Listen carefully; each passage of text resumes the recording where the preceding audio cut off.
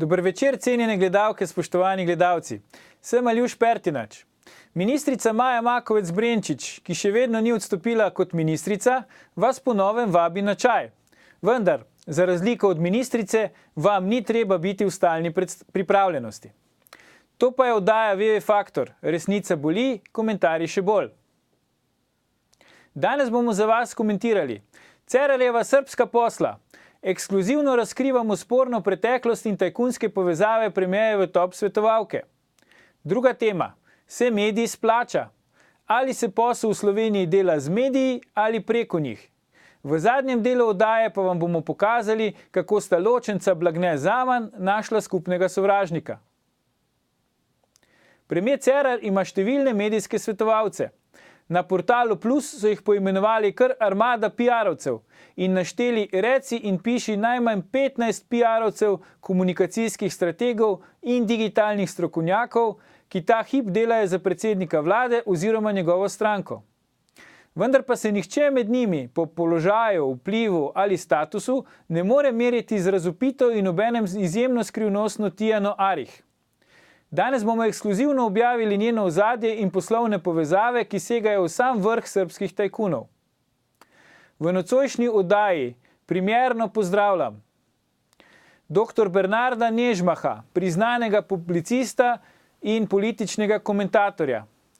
Poleg njega pa seveda našega stalnega komentatorja, dr. Mateja Lahovnika, ljubkovalno imenovanega Babyface.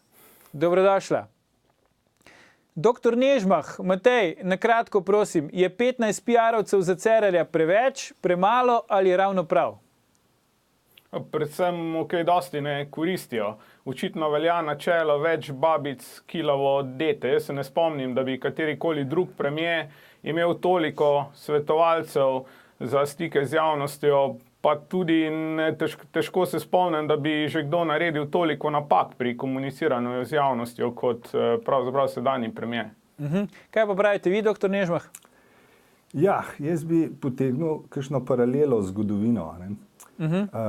Pruski kralj Friedrich je imel svetovalca Voltera, tudi hrvaški predsednik Franjo Tudžman je imel svetovalca sociologa profesorja Slavena Letico, ki mu je izražal mnenja, ki jih Tudžman ni hotel niti slišati, zato je tudi odstopil. Celo nedavno so imeli na Hrvaškem za svetovalca ministrice za kulturo legendarnega publicista in založnika Slavka Goldsteina. Zdaj, na slovenskem pri Cerarju očitno delujejo anonimni svetovalci, za katero rabaš celo oddajo, da sploh ugotoviš, kakšno ime nekdo nosi. To ste dobro ugotovili. To govori o popolnem drugem duhu, tudi odnosu vladarjev do države.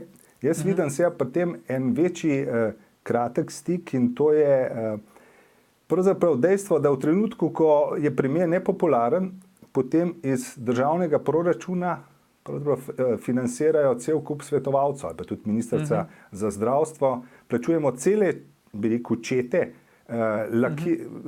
lakiranja javne podobe in to z državnim denarjem. In to se mi zdi pravzaprav najhujša stvar, ker je pravzaprav na nek način klasična zloraba. Prav. Zdaj, kot pravimo pri nas na Štajerskem, ni nam lahko. Spoštovane gledalke, cenjeni gledalci, spoznajmo skrivnostno in razvpito Cerarjevo glavno svetovalko. To je Tijana Munišić, poročena Tijana Arih alias Ijana Hira, kot lahko vidite na fotografiji.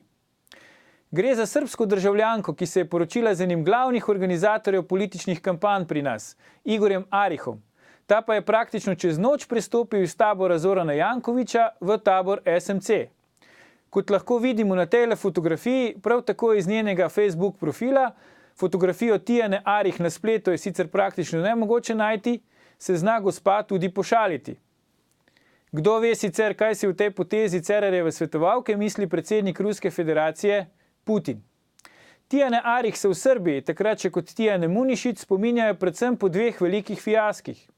Najprej po aferi, ki je srbske davkoplačevalce stala 50 000 evrov, zato pa so dobili traktor z ajvarjem na berlinskem kmetijskem sejmu Zeleni teden, o čemer je poročal srbski portal Blic.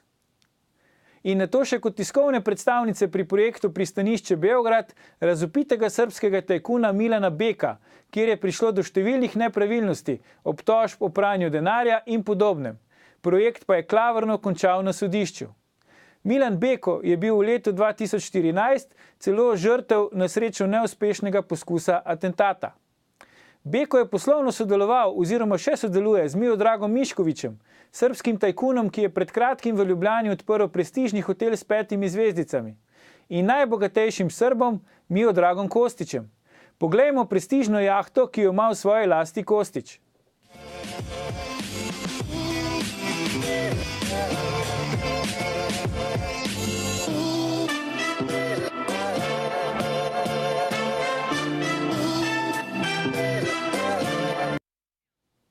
Dr. Nežmah, Matej, je problematično, da ima premier svetovalko tuje nacionalnosti, ki si praktično deli pisarno z gospodom Kišeljevićem, glavnim ekonomskim svetovalcem Cerarja, hkrati pa ima povezave s srbskimi tajkuni? Jaz vidim tukaj dva problema. Prvič je to, da so očitno slovenski premierji do neke mere mahnjeni na te tuje svetovalce. Začel je pravzaprav že Drnovšek s Segolajem, potem je očitno Cerar, pa pred njim že tudi njegova predhodnica angažirala tega izraelskega Asaina.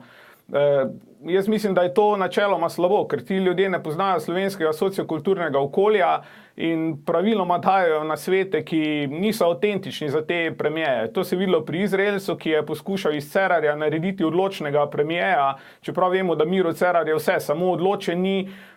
To se vidi tudi sedaj, ko nekako mu svetuje očitno ta gospa. Dodaten problem, ki ga pa tukaj vidim, je pa seveda tajnost nekaterih podatkov. Gre vendarle za tuje državljane. Domnevam, da svetujejo tudi pri občutljivih vprašanjih, kot je recimo komuniciranje, vprašanje arbitraže in podobno. In seveda se postavlja vprašanje, ali te informacije lahko curljajo tudi kam drugam. Tako da, jaz vem, sam sem bil funkcionar, moraš iti skozi določeno varnostno preverjanje. Ne vem, ali je katerikoli od teh ljudi šel skozi to varnostno preverjanje, in to z vidika neke nacionalne varnosti gotovo ni koristno, čeprav je res, da bodo rekli, ja, sej ni, da pri teh občutljivih vprašanjih ne svetuje, ampak težko si predstavljam, da se premier sedaj, če jo ima kot tesno svetovalko, ne bi pogovarjal tudi o vprašanjih, ki so povezana z arbitražo in podobno. Absolutno. Predsednik vlade, vse teme, s katerimi se ukvarja, so občutljive. Doktor Nežmah, kaj vi pravite?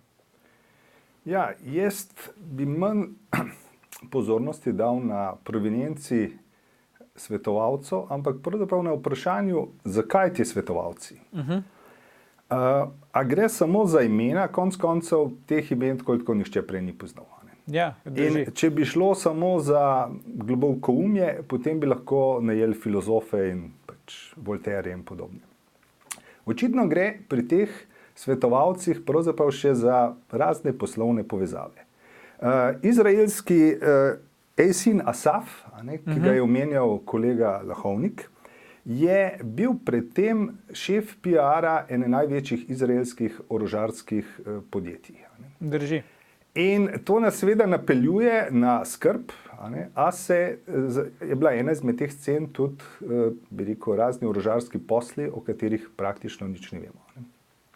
Zdaj, tale srbska zgodba je dvakrat neugodna. Ker gre za podjetnike, podjetja, ki so tako rekoč na meji legalnosti, v Srbiji jih tudi preganjajo. Gre za vprašanje pranja denarja. In tisto, kar sem jaz recimo zaskrbljen oziroma dopuščam pravzaprav to realnost, je, da pravzaprav ti svetovalci igrajo dvojno vlogo. Formalno so svetovalci, po drugi strani pa svojim bivšim podjetjem oziroma podjetjem, s katerim so v resnici povezani, omogočajo vse mogoče, bi rekel, ugodnosti poslovne na Slovenskem, pri čemer se pa seveda za pričakovati še nekaj, da tudi na nek način poplačajo premierjevo stranko. In ta tok potencialnega denarja, ki pa gre, nam je pa seveda popolnoma neznan oziroma nedojemljivo. Ne? In to so zame zelo pravzaprav usodne implikacije tovrstnih svetovalcev. No, se ravno zato sprašujem, ne? Ker Miodrag Kostić, kot vemo, ima v lasti portoroški Grand Hotel Palace, zanima se tudi za nakup letališča in marine Portorož, je glavni kandidat za prevzem Gorenjske banke, to je pa prva in poglavitna stopnička pri naskoku na Savo Turizem. Poglejmo si v prispevku, kaj sam pravi o svojih investicijah v Sloveniji. Vi ste pred par meseci kupili dobar dio Gorenjske banke. Zašto? 13,8%. Pa opet pričamo o diversifikaciji. Slabih 14% udjela u jednoj banci, to je malo. Koliko vi još? Ja mislim da vlasništvo preko 51% je nešto što vam omogućava realno da iskažete sve svoje kreativne sposobnosti i naravno da napravite najbolji mogući profit i najbolju moguću kompaniju. Ja mislim da vlasništvo preko 51% je nešto što vam omogućava realno da iskažete sve svoje kreativne sposobnosti i naravno da napravite najbolji mogući profit i najbolju moguću kompaniju. Matej, leto in pol po tem pogovoru gospod Kostić še vedno nima licence Banke Slovenije za prevzem Gorenjske banke. Bi jo sploh moral dobiti?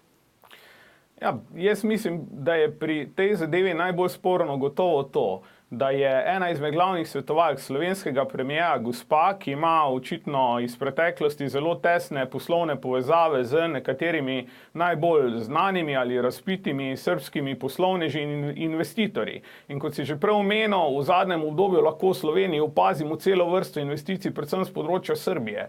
In tukaj se dejansko vprašaš, kakšne so vse naloge te gospe, ali prihaja do konflikta interesov ali ne. Zdaj, kar se tiče konkretno tega vprašanja glede licence, jaz težko sodim. To je vprašanje za Banko Slovenijo, ki se mora tukaj držati zakona. Sedaj pa veliko vprašanje predvsem tega konflikta interesov. Vlada ima zelo veliko vzvodov, na konflikt interesov je treba paziti in to, da je ena izmed najbolj tesnih svetovalk premijera, hkrati tudi oseba, ki formalno praviloma mislim, da sploh ni dolžna poročati niti o svojem premoženju, niti o svojih poslovnih stikih, drugih stikih. Vemo, kakšna so pravila za vse ostale funkcionarje. Še več kot to, oprosti Matej, kot smo tudi že prikazali na začetku oddaje, kot je tudi dr. Nežmah omenil, težko je sploh ugotoviti, za katero osebo gre, ne? Mislim, res je praktično neverjetno, da je glavna svetovalka predsednika vlade oseba, katere fotografije na spletu praktično ni mogoče dobiti, razen na nekem Facebook profilu pod nekim psevdonimom, pa še tam je zakrita z neko čelado in tako naprej, ne? Ja, predvsem je to neobičajno, zato ker sicer za vse funkcionarje v Sloveniji veljajo zelo stroga merila, ne? Tudi glede razkrivanja svojih poslov, obstoječih, preteklih. Je pa res, da te misteriozne ženske, ki jih privleče očitno Cerar nekako na ključne položaje, ni neka izjema. Spomnimo se samo šefice Slovenskega državnega holdinga, ki jo predtem tudi nihče ni poznal, pa je danes najbolj odgovorna za upravljanje z 11 milijardami slovenskega premoženja. Tako da jaz mislim, da bi bilo dobro, da ti standardi, ki sicer veljajo za ostale funkcionarje, veljajo tudi za te ljudi, ki prihajajo iz najožjega kroga premijeja in da pregledno razkrijajo vse svoje obstoječe in tudi pretekle povezave ter poročajo tudi o vseh svojih stikih, ki jih imajo. Ja, mislim, da bi to bilo kar koristno, ampak vprašanje, če bomo do tega prišli. Doktor Nežmah, se pravi, če vas prav razumem, vi izpostavljate predvsem to dejstvo, da ti ljudje niso ljudje, s katerimi imeni ali pa nazivi, titulami bi se predsednik vlade hvalil v javnosti, ampak so bolj tam zato, da mu ščitijo hrbet. A so uspešni pri tem svojem početju? Ja, gledajte, uspešnost je nekaj, kar mi ne opazimo, ne? Ker uspešnost se meri nekje drugje. Dal bi še dve pripombe, eno z gospodom Kostićem in njegovim nakupom Gorenjske banke. Kakšno leto nazaj smo lahko prebrali, kako je potem, ko je postal manjši lastnik, že zaprosil za zelo velik kredit pri tej banki, ne? Kar mu potem niso bi rekel, dobil. Ga ni dobil, ja. Ena nevarnost tovrstnih nakupov je ne vprašanje, ali je to Srbija ali kjerkoli država že, ampak da status teh podjetij. Recimo eno zelo povezano Slovenijo je podjetje, mislim, da je MG Mind iz Mrkonjić Grada, ki je na seznamu Svetovne banke za razvoj pravzaprav kot podjetje, s katerim ne komunicira oziroma ki se mu izogibajo zaradi velike korupcije, ki je tam. Ne. V Sloveniji s tem podjetjem seveda zelo lepo poslujejo z javnim denarjem v glavnem mestu. In bi rekel, enako tudi za zadevo Miškoviča, mož, ki je obsojen in tukaj se mu postavlja ogromen hotel. Ta ignoranca slovenske države do denarja zelo več kot vprašljivega izvora, ki je v Sloveniji več kot dobrodošel. To se mi zdi pravzaprav ena izmed značilnosti, to pa je Cerarjeve vlade. Ta njena, kako bi rekel, njeno vabljenje tovrstnega denarja, ki bi se ga mogla oddaleč izogibati. Tudi pri reševanju bank smo večkrat slišali, da jih je treba reševati z državnim denarjem oziroma denarjem vseh davkoplačevalcev, ker so institucije posebnega pomena.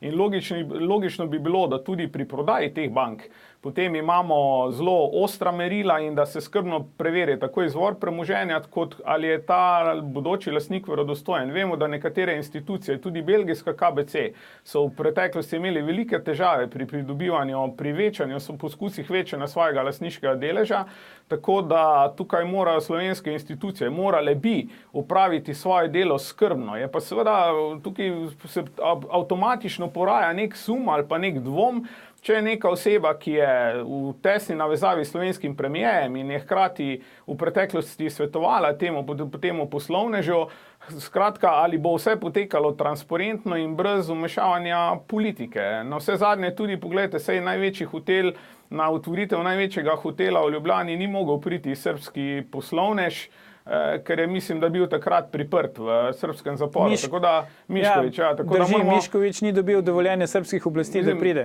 Na neki točki smo morali vprašati, kakšne investitorje poskušamo pritegniti v Slovenijo. To bi radi danes izpostavili to vprašanje. Koga vodi Cerar in njegova vlada v Slovenijo? Vrnemo se po oglasih, ko bomo nadaljevali s komentiranjem srbskih poslov premijerja Cerarja.